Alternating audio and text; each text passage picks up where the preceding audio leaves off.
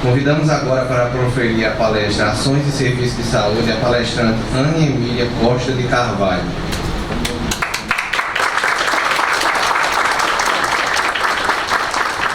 A palestrante é doutoranda em Administração pelo PPGA-UFRN, onde desenvolve pesquisas nos temas Sistemas de Saúde, Cooperação Intergovernamental, Teoria dos Jogos, Controle sobre a Administração Pública, Eficiência, Regulação, Saneamento Básico e Métodos Quantitativos. Possui mestrado em Gestão Pública e graduação em Administração pela Universidade Federal do Rio Grande do Norte. Atualmente é inspetora de controle externo do Tribunal de Contas do Estado, exercendo a função de diretora da administração direta, avaliando e monitorando organizações, programas e atividades governamentais.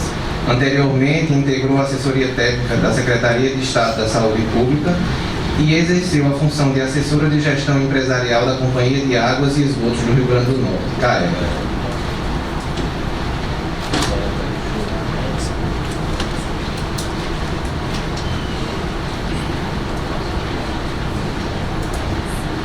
Bom dia a todos.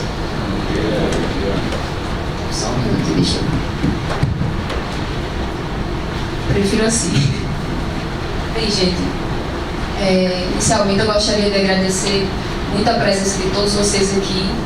Para mim é um prazer, uma honra falar para uma plateia tão qualificada, que muitos eu conheço, outros não, só de vista, mas assim, é um enorme prazer para mim estar aqui hoje com vocês, falar de um tema que é importantíssimo, como bem já foi comentado, o doutor Sebastião Verso, o Thompson, enfim, com todos que falaram aqui no início.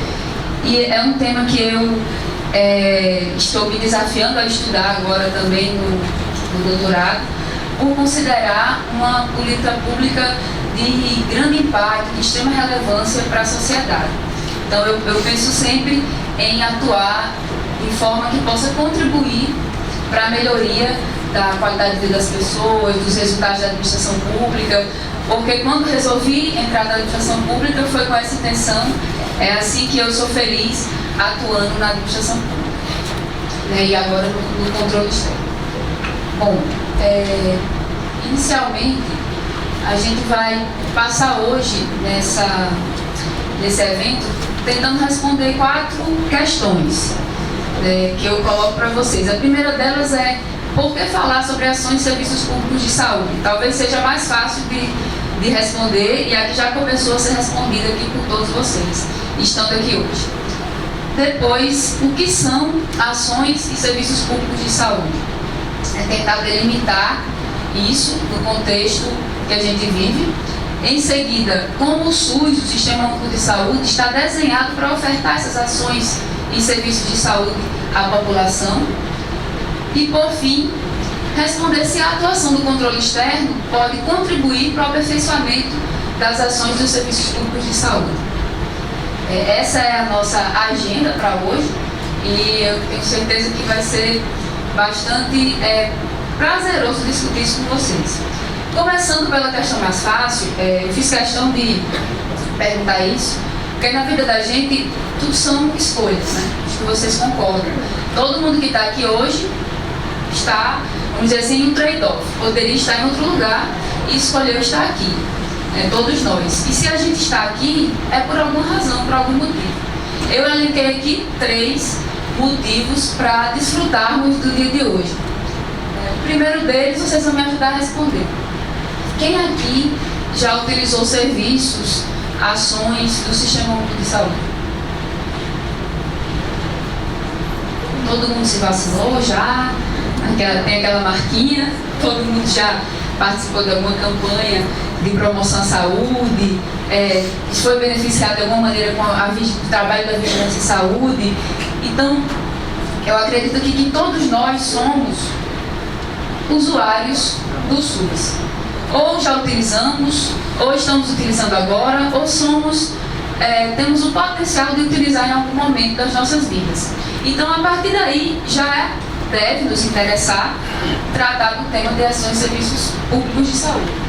O outro aspecto, e aí esse está mais relacionado ao controle externo, diz respeito à importância do tema em si, como já foi dito aqui, para a sociedade. Eu acho que os que são auditores, que atuam no controle externo, às vezes tem que se deparar com a escolha, com a seleção de objetos de auditoria, porque a gente tem, de fato, que ser seletivo. E eu acho que é natural aqui para todo mundo, quando vai pensar em um tema, eu vou pensar que em um tema eu tenho que priorizar algo para auditar, algo para fiscalizar que traga impacto para a sociedade. Inevitavelmente, saúde vai aparecer na nossa mente, né? A gente pensa sobre isso. E se a gente não utilizar a escolha individual, vamos dizer assim, mas se a gente aplicar aqui qualquer método de multicritério e trazer aqueles elementos de critério de seleção de objeto de auditoria, a gente colocar lá e pontuar aspectos de materialidade, relevância, risco, aspectos de agregação de valor e colocar isso em um modelo multicritério de apoio à decisão, provavelmente saúde também vai ser ranqueada lá entre as primeiras alternativas. Então é um tema de extrema relevância para a sociedade e, consequentemente, para a discussão do controle externo.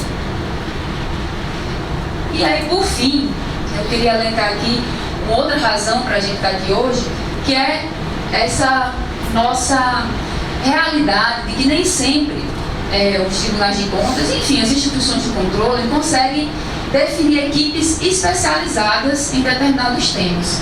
Então nós, que trabalhamos com controle externo, muitas vezes, na maioria das vezes, atuamos em várias áreas. Então a gente tem que conhecer de várias áreas da administração pública. E aí nem sempre a gente consegue se aprofundar em todas elas como gostaria. Então acho que essa contribuição do IRB com a jornada é bastante relevante para disseminar esse conhecimento, e é por isso que hoje a minha proposta é falar os aspectos conceituais do SUS e de ações e serviços públicos de saúde, para que a gente possa atuar no controle externo tendo uma visão mais sistêmica mesmo, né? Já que a gente vai atuar num sistema que é complexo, é preciso compreender, entender os seus princípios, entender como ele foi pensado, para tentar, de fato, trazer essa ideia da efetividade. Então, diante disso, esse terceiro motivo visa contribuir com as equipes de todos os tribunais de contas, aqueles auditores que já estão mais habituados com a área de saúde, talvez já dominem isso que a gente vai conversar aqui hoje, e é interessante porque sempre é bom a gente reforçar, e aqueles que ainda não tiveram tanto contato, eu espero que hoje esse momento faça com que vocês despertem esse interesse, né, todos que estamos aqui, os que vão depois assistir esse vídeo na biblioteca, enfim, na videoteca do IRB, que possam captar elementos e que possam enxergar o SUS como ele é e como ele deveria ser. Acho que essa é o que é a nossa busca. Bem, gente, respondida a primeira questão, vamos passar para a segunda. O que são ações e serviços públicos de saúde? O que delimita esse conceito na nossa sociedade? Eu queria fazer um rápido resgate, desde a reforma sanitária, enfim, a constituição da base legal do SUS, porque durante a apresentação a gente vai passar por esses aspectos aqui, né? A Constituição de 88 já foi um marco, definindo que o SUS, a saúde passaria a ser um direito de todos, dever do Estado, e aí depois disso o SUS, o Sistema Único de Saúde, foi se estruturando. A gente teve a Lei 8080, que é a Lei Orgânica do SUS, né, que trouxe a organização, enfim, as competências, o que o SUS se propõe a fazer, os princípios. A 8.142 tratou mais da questão da participação social, que é muito forte no SUS, também a participação da comunidade. E aí depois a gente teve uma série de normas, né? As normas operacionais básicas, a NOAS, normas operacional de assistência à saúde, enfim, tentando delimitar e tornar o SUS efetivo, tornar o SUS real, aquele sistema que foi pensado ser efetivado. Em 2006, o Pacto pela Saúde, né, que foi uma pactuação realmente de metas, de pequenas reformas para tornar o SUS mais efetivo, pactuação de indicadores e diversas ações. E aí aqui no final a gente tem os dois grandes marcos, que eu acho que a gente vive hoje um momento muito importante no Sistema Único de Saúde, com o que ocorreu em 2011 e 2012. Em 2011, o decreto 7508 veio para regulamentar a Lei 8080, então finalmente ele veio para detalhar os aspectos de organização do SUS, os aspectos de alguns princípios básicos como regionalização, hierarquização, trazer a ideia de região de saúde como aspecto central. Tivemos aqui também em 2011 a inserção, a institucionalização na Lei 8080 dos conceitos de comissão intergestores tripartite, bipartite e os conselhos, né, de secretários de saúde, assim como também esse conselho de adoção da tecnologia do SUS. Então veja que o SUS ele vem evoluindo, ele é mais novo do que eu, né? Um pouquinho mais novo do que eu, o SUS. Então eu estou assim, indo com ele. O fato é que ele vem crescendo, vem se desenvolvendo, tem uma proposta que é reconhecida no mundo todo e que eu acho que vale a pena a gente trabalhar para que ela seja concretizada. Esse foi o esforço que vem sendo feito em todos esses anos. E em 2012, a gente teve a Lei Complementar 141, que essa sim veio trazer aspectos de financiamento da saúde, né, das transferências, os limites mínimos que devem ser aplicados em saúde, fortalecer essa figura do CIOPS, também com o decreto 7827, que é o Sistema de Informações de Orçamentos Públicos em Saúde, e trouxe a definição do que são ações de serviços públicos de saúde. Bem, como eu falei para vocês, a Constituição trouxe essa ideia de que saúde é direito de todos e dever do Estado, e que o acesso deve ser universal e igualitário às ações e serviços para promoção, proteção e recuperação. Então veja que o nosso conceito aqui de saúde, isso é importante, ele é um conceito ampliado. A gente não fala só em saúde curativa, vamos dizer assim, né? De tratar da doença, mas a gente fala em promover, em prevenção, em proteção. Então o conceito de saúde do SUS é esse conceito ampliado.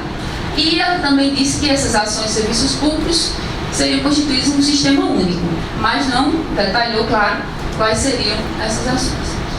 Depois, a Lei Orgânica do SUS também reforçou, né, o aspecto das ações de saúde e nomeou o Sistema Único de Saúde. O decreto 7508, que regulamentou a lei, ele conjuga todos os aspectos, né, relacionados a esse conceito de promoção, proteção e recuperação, organizado de forma regionalizada e hierarquizada, mas ele também não detalha as ações de serviços públicos de saúde.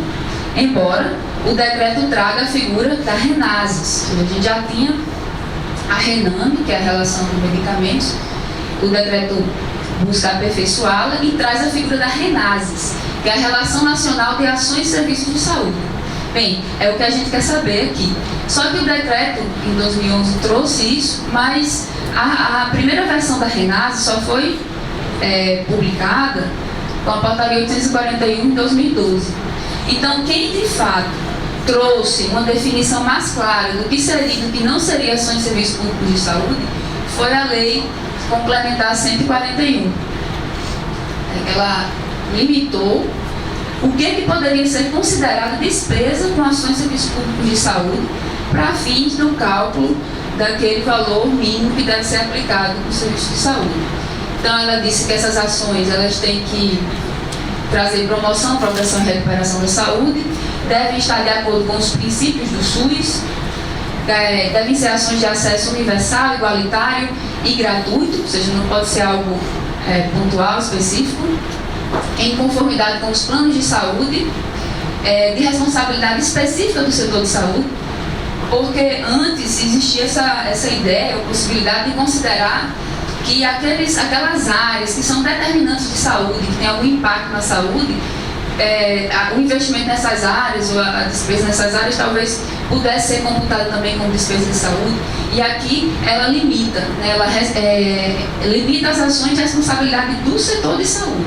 Há quem diga, inclusive, que a lei ela ampliou os recursos sem necessariamente trazer mais recursos financeiros, porque, embora ela não tenha trazido com ela uma mala de dinheiro, ela trouxe uma limitação na aplicação do que seria ações e serviços públicos de saúde. Então, quem dizia que aplicava 30%, 20%, considerando tudo que parecia ser saúde, agora tem uma limitação mais clara. E isso acabou, de certa maneira, indiretamente, ampliando esses recursos do setor de saúde. E essas ações também devem ser financiadas pelos fundos de saúde. E a lei traz essa lista. Eu sei que está pequenininho, mas a apresentação, assim como o vídeo, estará disponível para vocês. A apresentação, inclusive, no site do tribunal, né? Quem quiser pode baixar para ter essas informações sistematizadas. Mas a lei, ela disse, né, o que são ações de serviços públicos de saúde, desde a vigilância, a atenção integral universal, capacitação, a parte de desenvolvimento científico e tecnológico, insumos, 2 situações específicas de saneamento básico, que são para domicílios e pequenas comunidades, né, desde que é aprovado pelo Conselho de Saúde, e também para distritos sanitários indígenas. O manejo ambiental, que tem como objetivo o controle de vetores de doenças, investimento na rede física do SUS, infraestrutura, remuneração do pessoal ativo, apoio administrativo e as despesas para gestão e operação das unidades. Então, isso aqui é o que a lei considera ações e serviços públicos de saúde. Do outro lado, a gente tem o que ela não considera, porque existia essa confusão, e eu acho que foi interessante porque ela fez questão de demonstrar o que não era ações e serviços públicos de saúde. Então, por exemplo, a parte de aposentadorias e pensões não pode ser considerada. Pessoal ativo em atividade alheia ao SUS, às vezes você tem um servidor da Secretaria de Saúde, mas está cedido a outro órgão, não está atuando no Sistema Único de Saúde, então isso aqui não pode ser considerado. Assistência à saúde que não atende ao princípio universal, merenda escolar, que às vezes era considerado, não é também. Saneamento básico, de uma maneira geral, não é considerado ações de serviço público de saúde. Limpeza urbana, que está dentro do conceito hoje de saneamento básico, mas aqui na lei eles separaram. Preservação e correção do meio ambiente, de uma maneira geral, assistência social, obras de infraestrutura, ou seja, mesmo que elas beneficiem de alguma maneira um estabelecimento de saúde, construir uma estrada, sei lá, urbanizar, não é considerada ações de serviços públicos de saúde. E aquelas ações que não são custeadas pelos fundos específicos de saúde. Então, essa é a noção que a gente tem que ter do que são ações de serviços públicos de saúde no âmbito do SUS. Nossa próxima questão é como o SUS está desenhado para prestar esses serviços e essas ações de saúde. E aí eu trouxe aqui, gente, a minha intenção não é, assim como também não é a intenção da jornada, esgotar o tema, né? Eu estou trazendo aqui elementos que considero importantes para que a gente possa ter como norte e aprofundar o conhecimento no Sistema Único de Saúde. Então, eu trouxe alguns pontos que a gente pode comentar hoje aqui, diretrizes e princípios, para entender melhor o SUS, a organização do sistema, planejamento, articulação e financiamento. Então, rapidamente eu vou falar para vocês sobre esses tópicos. Bem, os princípios do SUS eu trouxe aqui de uma maneira um pouco mais detalhada, os que eu considero mais relevantes. A gente tem a universalidade do acesso, isso é claro para todo mundo, integralidade de assistência, ou seja, o usuário ele tem que ter a assistência integral do que ele precisa, está muito associado também à continuidade, preservação da autonomia das pessoas, porque o SUS ele pressupõe, embora a saúde é dever do Estado, mas isso não tira a responsabilidade de cada um de nós de cuidar da nossa saúde, enfim, e garantir a nossa autonomia. Igualdade na assistência à saúde, não podemos ter discriminação no acesso, direito à informação e esse direito à informação sob o aspecto da informação da condição de saúde, né, da pessoa, que ela tem o direito de saber, assim como também informações da gestão do sistema. Utilização da epidemiologia para o estabelecimento de prioridades, isso está atrelado ao princípio da equidade, ou seja, que a gente possa trabalhar para diminuir as desigualdades existentes. Participação da comunidade, que é muito forte no SUS também. Descentralização político-administrativa, e aí essa descentralização tem uma direção única em cada esfera de governo, e garantindo esses aspectos de regionalização e hierarquização da rede. Por fim, capacidade de resolução dos problemas de saúde, ou seja, garantir a resolutividade do sistema, ou resolubilidade, enfim, como queiram, e a conjugação desses recursos financeiros, tecnológicos, materiais e humanos de todos os entes para que a prestação dos serviços e ações de saúde seja feita de maneira mais eficiente possível, né, que realmente os recursos possam ser trabalhados em conjunto para ter um resultado mais eficiente. Com relação à organização, planejamento e articulação interfederativa, e eu queria destacar o ponto da articulação interfederativa, porque a forma como o SUS está pensado, para que ele funcione, esse é um ponto essencial. Por isso eu trouxe aqui para vocês um esquema na tentativa de trazer os principais atores, os principais elementos, né, dentro do sistema de saúde.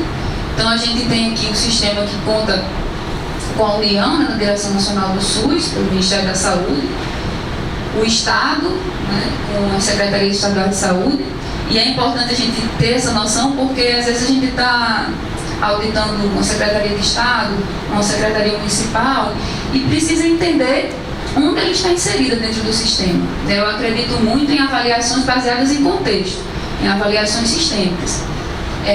E aqui os municípios. Então imagine que o SUS, ele tem os municípios distribuídos em regiões de saúde, aqui, vejam essas bolinhas aqui seriam as regiões de saúde, e dentro de uma região de saúde, ou passando por várias regiões de saúde, nós temos as redes de atenção à saúde, né, que garantem esse atendimento hierarquizado.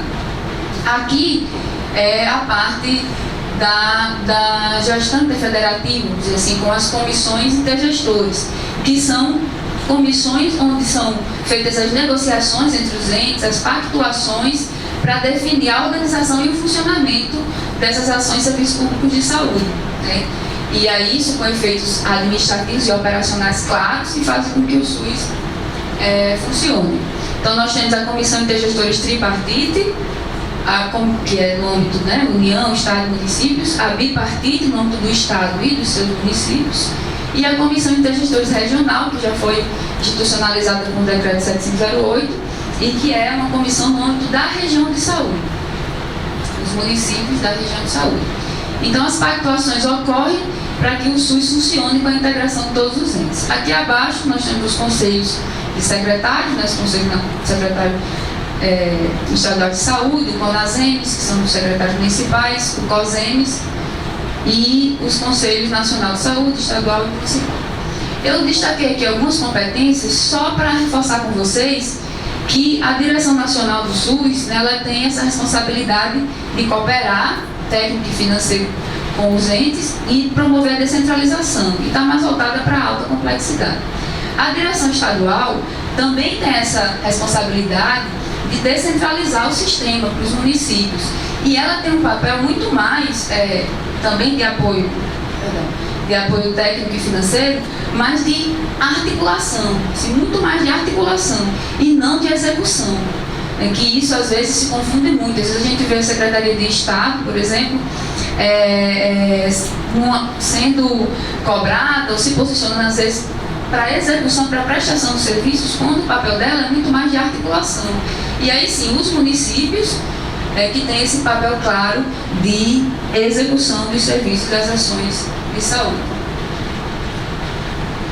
Passando agora para os dois princípios da organização do SUS, a regionalização é um princípio extremamente relevante, né? Eu acho que a região de saúde é de fato a base para que o SUS funcione bem. Então ele o decreto definiu a região de saúde nesse aspecto central. É um espaço geográfico mesmo, né, delimitado por municípios que têm características em comum, municípios limítrofes. Aqui no estado, por exemplo, essa é a configuração das nossas regiões de saúde. São 8 regiões de saúde aqui no Rio Grande do Norte. Então, elas devem conter a região de saúde, no mínimo, ações de atenção primária, né, atenção básica, urgência e emergência, e atenção psicossocial, ambulatório especializado hospitalar e vigilância em saúde. Então, para que seja constituída uma região de saúde, é preciso que ela tenha capacidade de atender a essas ações e serviços. E as redes de atenção estarão compreendidas dentro das regiões de saúde. E aí, gente, depois do decreto, a CIT, né, Comissão Intergestora, definiu por meio da Resolução 01/2011 3 grandes objetivos das regiões de saúde. O primeiro deles, garantir o acesso resolutivo da população aos serviços do SUS. E aí esse aspecto da resolutividade é muito importante, porque nós detectamos regiões de saúde com baixíssima resolutividade, e aí se questiona, será que de fato ela deveria ser uma região de saúde ou o sistema precisa ser repensado? Efetivar o processo de descentralização com responsabilização compartilhada, porque aí na região fica clara a responsabilidade de cada ente. E, por fim, garantir a otimização dos recursos, né, buscar eficiência e reduzir as desigualdades, tratando o SUS no âmbito de cada região e inter-regiões. O outro princípio, que é o da hierarquização, traz essa ideia do acesso ser por portas de entrada, né? A gente tem as portas de entrada do SUS, e aí a partir da porta de entrada o usuário ele vai para as redes, passando de um nível de mais baixa complexidade até a mais alta complexidade do seu atendimento. Por isso que é hierarquizado. E aí quais são as principais portas de entrada, vamos dizer assim? A atenção primária, a atenção de urgência e emergência e a atenção psicossocial. Então você pode entrar no SUS por meio, por exemplo, de uma UBS, uma equipe de saúde da família, ou numa urgência e emergência, chegando a um hospital de porta aberta, como se fala, para ter acesso ao sistema. Os serviços, de uma maneira geral, os mais especializados, serão referenciados pelas portas de entrada. Então, a partir do momento que a gente tem acesso ao SUS, dentro do sistema vai ocorrer um processo de referência e também de contra-referência, onde você vai ser usuário encaminhado ao serviço especializado mais adequado para atender a sua necessidade.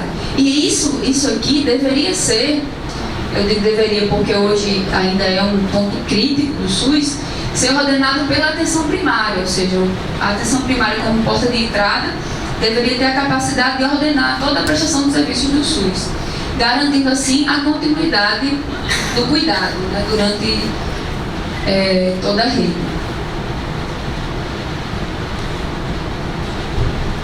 Falando em redes de atenção à saúde, hoje são priorizadas essas 5 redes: rede cegonha, atenção psicossocial, rede de atenção às urgências e emergências, atenção às doenças e condições crônicas e rede de cuidado da pessoa com deficiência. E veja que a base de tudo é a atenção básica. Ao passar pela atenção básica, o usuário será encaminhado às redes.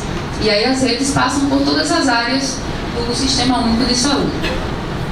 Cada rede dessa, gente, tem sua configuração própria, tem seus normativos, né, portarias. Aqui, por exemplo, é uma ilustração da rede de urgência e emergência. A urgência e emergência não é só o hospital. Ela começa em uma ponta, ela desde a unidade básica, ela tem a UPA, tem o serviço móvel, que é o SAMU, salas de estabilização.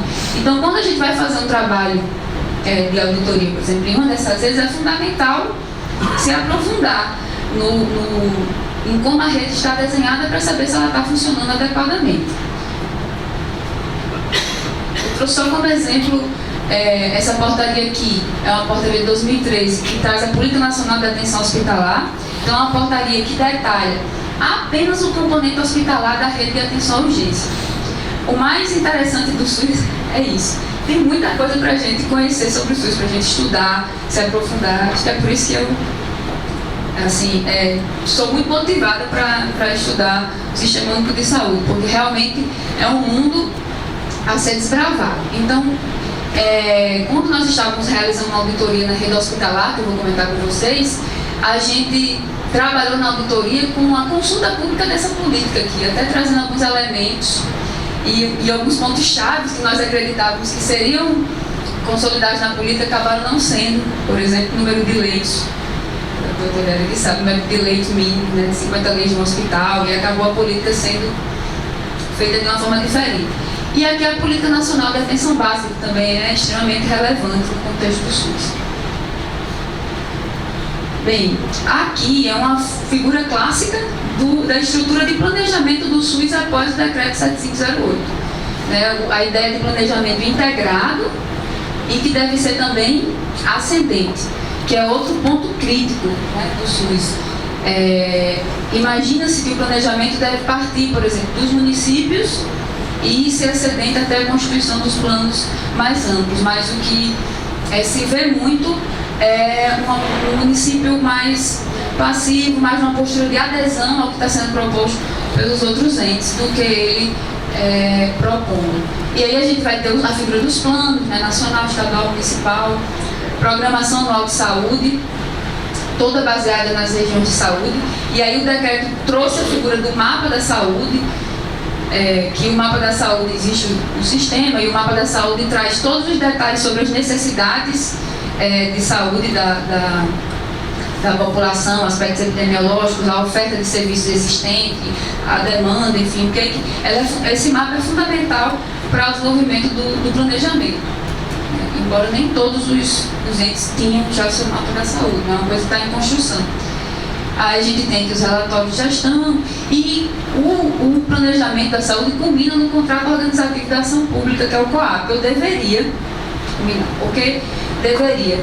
Porque o COAP, de fato, é um instrumento bastante completo, ele traz as responsabilidades muito bem definidas, organizativas, executivas, de monitoramento e avaliação, orçamentário e financeiras, vários anexos caracterizando os compromissos de cada um com o SUS, mas o COAP ele não foi efetivado até o momento, né? A transição do pacto para o COAP não se concretizou. Hoje, no Brasil, a gente tinha o COAP no Ceará e Mato Grosso do Sul. Os outros estados ainda não conseguiram avançar efetivamente na assinatura dos contratos organizativos, o que coloca em risco todo esse aspecto do planejamento integrado. E falando sobre financiamento, o financiamento do SUS ele vem da União, Estados, Distrito Federal e municípios, né? E é constituído nesses fundos de saúde com transferências fundo a fundo, pressupondo contrapartida de recursos no respectivo orçamento dos entes. Tudo que está previsto aqui deve estar alinhado com os planos de saúde e aprovado pelos conselhos. Né? É fundamental a inserção do Conselho de Saúde nesse contexto do financiamento, na definição de prioridades do SUS. E a aplicação, né, deve ser, claro, aplicada em ações e serviços públicos de saúde, tendo a região de saúde como elemento central, como referência. Sobre financiamento ainda, como eu disse, a lei 141, ela veio regulamentar a emenda 29, né, e trouxe os percentuais mínimos, né, para o Estado 12%, município 15% dos impostos para serem aplicados com saúde.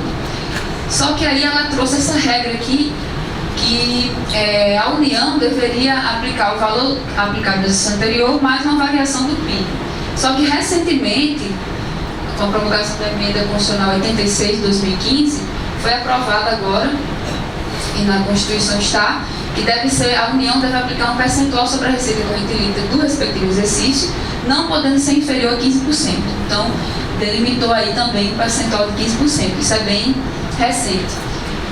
E já tem se discutido muito se isso foi bom, porque há quem diga que existem estudos que essa regra aqui seria mais vantajosa do ponto de vista de recursos para o sistema, que isso aqui limitou, na verdade. A ideia de definir os 15% acabou limitando o que a União poderia investir com recursos nas áreas da saúde. Mas é uma discussão mais profunda. E aí também a Lei 141 veio com a missão de definir normas de rateio. Ou seja, se a União ela tem que prestar esse apoio financeiro a estados e municípios, como é que ela vai ratear esses recursos entre os estados, por exemplo? Como é que o estado do Rio Grande do Norte vai ratear os recursos que ele vai transferir aos municípios?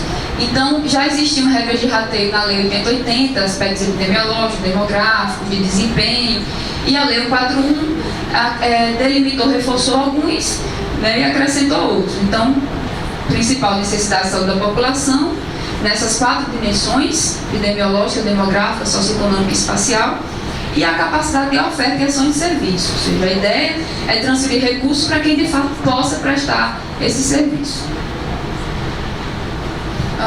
Um ponto importante também para entender sobre o financiamento do SUS é a questão dos blocos de financiamento. As transferências federais, elas são feitas por meio desses blocos, né? São 6: atenção básica, atenção de média e alta complexidade, vigilância em saúde, assistência farmacêutica, gestão do SUS e investimentos. E cada um deles tem seus componentes, cada um deles tem também suas portarias, regras, definição, em que pode ser aplicado, como deve ser gerido.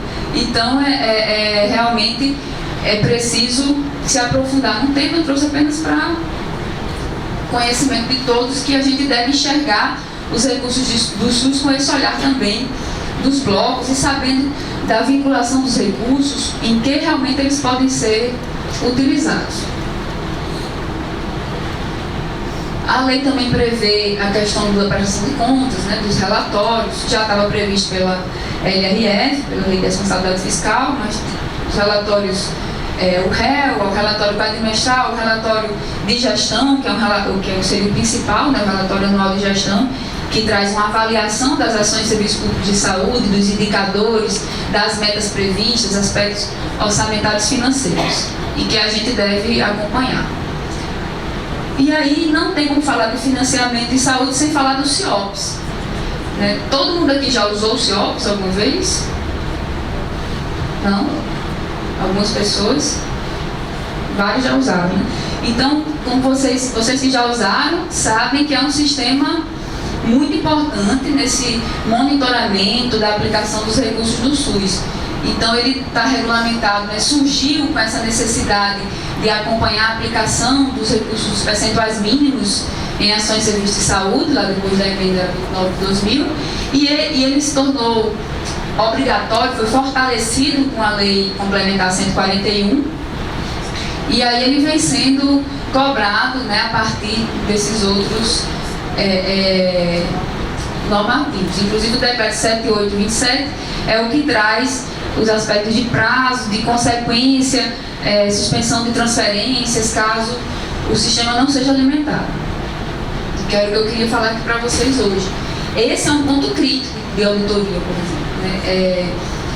A gente já nota que algumas secretarias não estão bem estruturadas para alimentar o CIOPS, não estão preparadas para inserir todas as informações demandadas num prazo demandado, e isso é um risco muito grande, porque você pode ter como consequência, aqui no caso, a suspensão de transferências voluntárias, ou seja, se o município, por exemplo, alimentou os dados no CIOPS, se ele não alimentou, ele vai ser notificado. Se ele não alimentar nos próximos 30 dias, então ele pode ter suspensão das transferências voluntárias.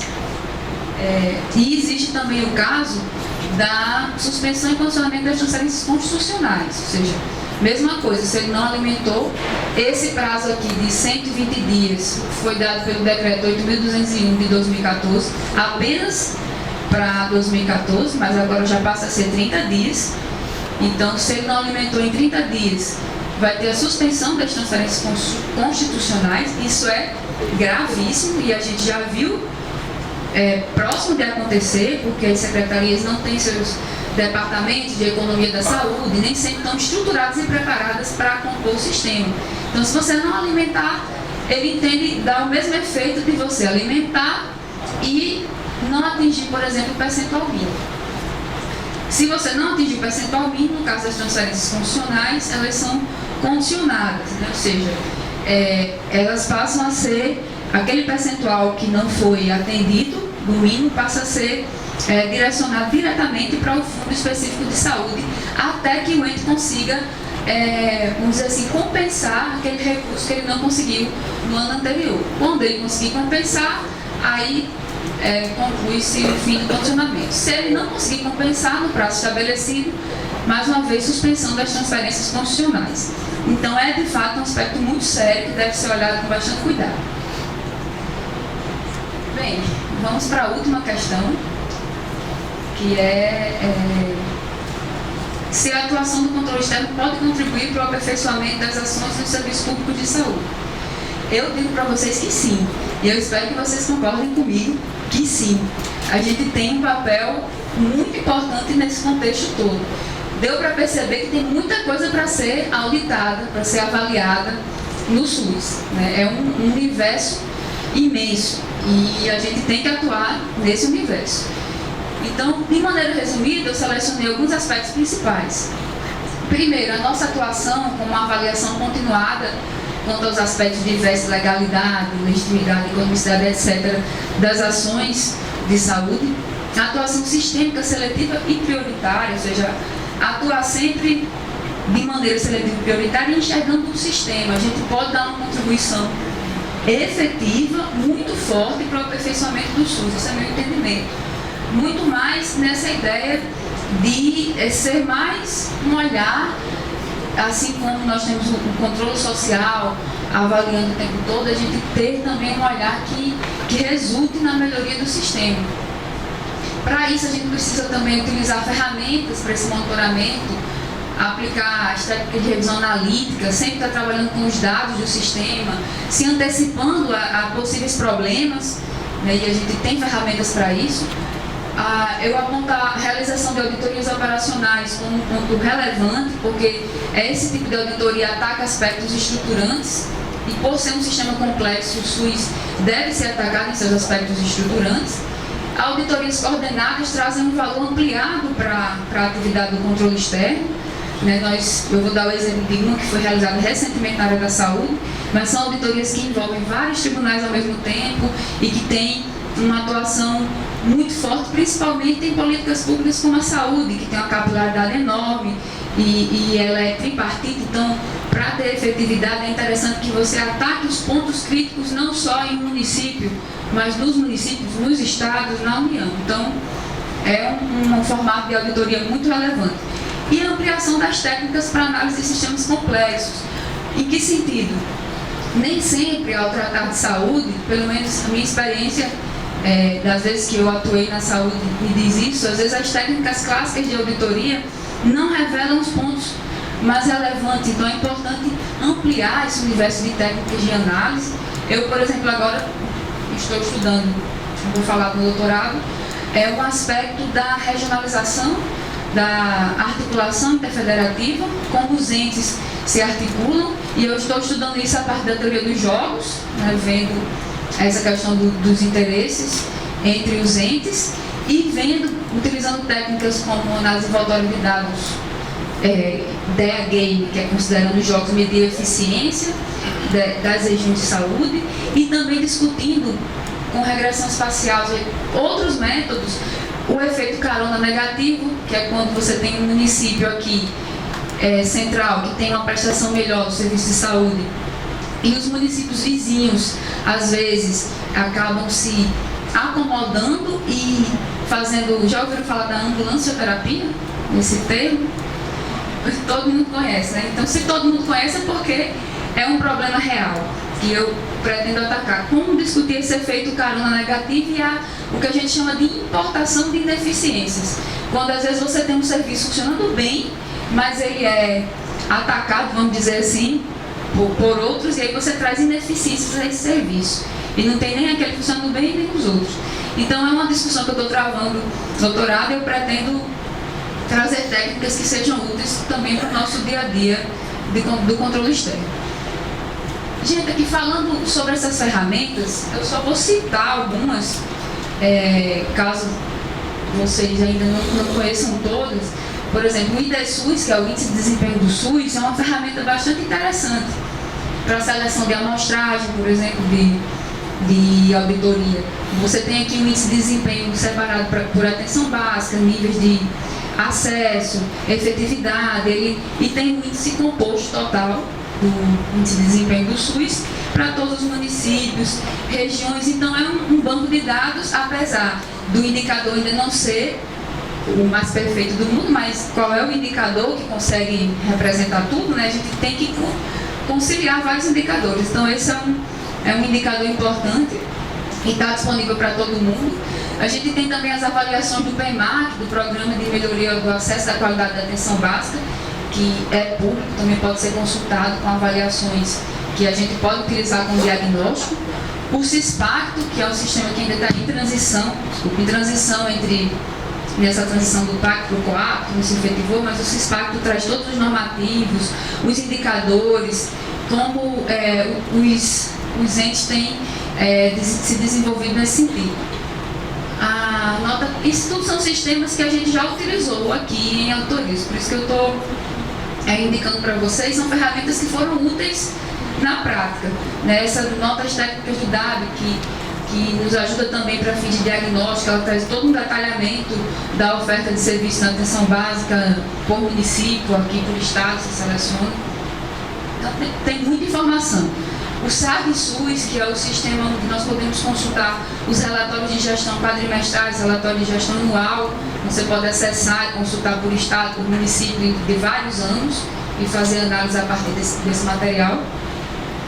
O TABWIN, que é um dos meus preferidos, é um sistema poderoso de tabulação, né, porque a gente consegue aqui trabalhar com vários bancos de dados, seja de internações hospitalares, ambulatoriais, aspectos do cadastro do SENED, estabelecimento de saúde. Então aqui você pode cruzar dados, estabelecer relações interessantes de indicadores, gerar mapas temáticos, desenhar fluxos, sim, vários aspectos que vão lhe ajudar na análise do SUS, além de estatística, de produção, enfim, aos aspectos mais básicos. Aqui nós temos o CIOPS, né, na web, que é acesso de todos, onde você pode consultar várias informações de receita e das despesas de ações públicas de saúde, vários relatórios, indicadores, histórico das aplicações, então é um sistema também bastante completo. E nós temos acesso, né, ao módulo de controle externo do CIOPS, também foi uma previsão já fortalecida na Lei 41, e aqui esse módulo foi pensado para os tribunais de contas, para que a gente possa acessar e analisar aqueles dados que são declaratórios, ou seja, o que o gestor está dizendo que aplicou 20% com ações de serviços públicos de saúde. A partir de análise de auditorias que nós desenvolvemos, a gente pode chegar lá e dizer, não foi 20, foi 12, foi 13, e aí isso tem consequências práticas, porque uma vez que o auditor insere esse parecer dentro do módulo de controle externo do CIOPS, é esse dado que passa a valer, aí passa a ter vários desdobramentos no contexto do SUS. Aqui, pessoal, rapidamente, como exemplo de uma contribuição de auditoria operacional, a gente tem a auditoria da rede hospitalar. Essa auditoria ela foi realizada na rede hospitalar aqui do Estado e contemplou vários aspectos, desde o perfil de atendimento dos hospitais, para saber se estava de acordo com as necessidades de saúde da população.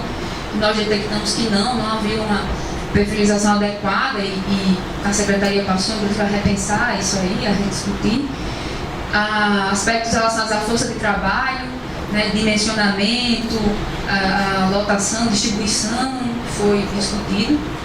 Instalações de equipamentos, não só a parte física, mas também esses aspectos de capacidade ociosa e superlotação. Então a gente demonstrou isso na rede hospitalar do Estado. Medicamentos e insumos, a gente avaliou o desabastecimento, não só do ponto de vista de faltar o medicamento e insumo, mas também avaliamos toda a parte de controles de estoque, a gestão desses estoques e as falhas relacionadas a isso, que também contribuíram para o desabastecimento, ou seja, não é só falta de recurso. Avaliamos também os recursos financeiros, né, o montante, a distribuição, os repasses, transferências, como se davam. A área de tecnologia da informação, que é um ponto crítico também aqui no Estado e em outras regiões do país. O aspecto da resolutividade das regiões de saúde, e aqui a gente aplicou uma metodologia usada na Secretaria de Estado de Minas e com base em dados trabalhados pelo TABWIN, né, dados dos sistemas do DataSUS, a gente definiu percentuais de resolutividade por região, identificamos várias regiões com resolutividade baixa, né, você vê esse laranja, vermelho, amarelo, são índices críticos de resolutividade. Então, o questionamento que a gente faz é: será que o Estado precisaria ter 8 regiões de saúde? Será que as 8 regiões de saúde são de fato regiões de saúde resolutivas ou precisaria de um redesenho? Então a gente jogou esse questionamento, a Secretaria também passou a discutir isso aí. Avaliamos a eficiência das unidades hospitalares, né, e ficou claro que alguns hospitais de pequeno porte se demonstraram bastante ineficientes na aplicação de insumos e no que produziam. Então isso foi demonstrado por meio dessa técnica de análise envoltória de dados. E a gente até jogou também esse questionamento: será que determinadas unidades hoje consideradas hospitais poderiam ser reformulados, um novo perfil, um caráter diferenciado, para que eles passassem a ser eficientes no contexto da rede? Discutimos o sistema de regulação, que ainda estava em implantação, né, a central de regulação, o complexo regulador do Estado, e aspectos de planejamento. Então foi uma auditoria bem ampla e que, como feedback dos secretários que discutiram com a gente essa auditoria, a gente teve feedback bastante positivo, porque eles passaram a utilizar como diagnóstico, passaram a utilizar as recomendações como uma possibilidade de direcionamento da gestão. Então, é um trabalho que nós consideramos que ele trouxe resultados importantes. E aqui o último exemplo é o da auditoria operacional coordenada, né? Essa coordenada de atenção básica, contou com a participação de quase todos os tribunais de contas. Acho que os que não têm entrado 2, né? Não participaram, quase todos participaram. Teve a coordenação do Comitê de Auditoria Operacional, lá do I, tivemos o TCU, os Tribunais de Contas do Estado, dos municípios, desde a fase de planejamento da auditoria, execução, divulgação de resultados. Então é uma auditoria que permite troca de experiências relevantes, entendimento de realidades no sistema. E nessa auditoria a gente atacou o eixo de planejamento, a questão do levantamento das necessidades de saúde, entendendo que esse aspecto ascendente não se concretizava, fragilidade na participação dos conselhos, na identificação de necessidades. Então, foi um dos pontos críticos. A articulação da atenção básica com os demais níveis de atenção. Lembra que a gente falou que a atenção básica deveria ser a ordenadora do cuidado, né, do sistema, e nós percebemos que isso não acontece na prática, pelo menos aqui na realidade estadual, e que se replicou na maior parte dos estados e municípios avaliados. Aqui foi como tabelinha, nós desenhamos fluxos para tentar identificar pontos de concentração, de demanda e ao mesmo tempo perceber essa má distribuição, né, das ações de serviços públicos de saúde e discutir isso do ponto de vista da atenção básica. No eixo de planejamento também foi discutido financiamento, né? Tem aqui um exemplo de consultas ao CIOPS, e que demonstrou que o Estado não estava atuando no financiamento tripartite da atenção básica, que deveria ter a contribuição de todos, e o CIOPS nos ajudou a demonstrar isso claramente. Tratamos do aspecto de